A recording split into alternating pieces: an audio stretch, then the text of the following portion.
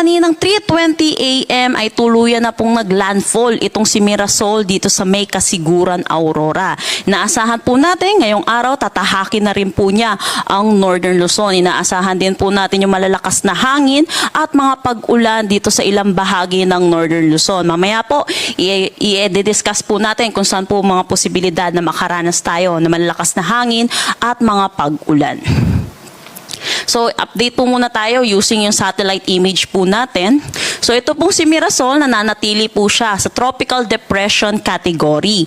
At ito po ay nandito na rin po sa kalupaan ng Kasiguran, Aurora.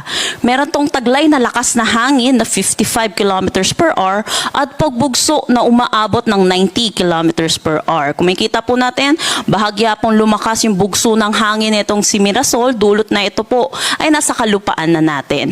Samantala, ito'y kumikilos northwestward sa bilis na 10 kilometers per hour. So northwestward po, kung makikita natin, ito po ay tatahakin po niya yung Northern Luzon. Mamaya po i-update po natin yung track po natin. Samantala, meron din tayong binabantayang low pressure area dito sa labas ng ating Philippine Area of Responsibility. Kaninang 2 AM, ito huling namataan sa lahing 1,320 kilometers east ng southeastern Luzon. Kung makikita po natin, orange yung bilog neto, meaning medium chance na maging isang ganap na bagyo.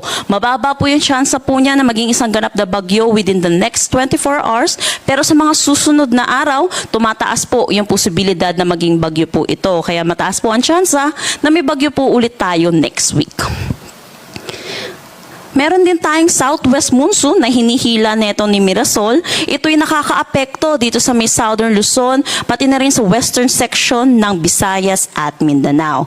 Dulot neto, mataas ang tsansa ng mga pag-ulan, dulot ng habagat dito sa may Mimaropa, Bicol region, pati na rin dito sa may western Visayas, central Visayas, Negros Island region, at Zamboanga Peninsula.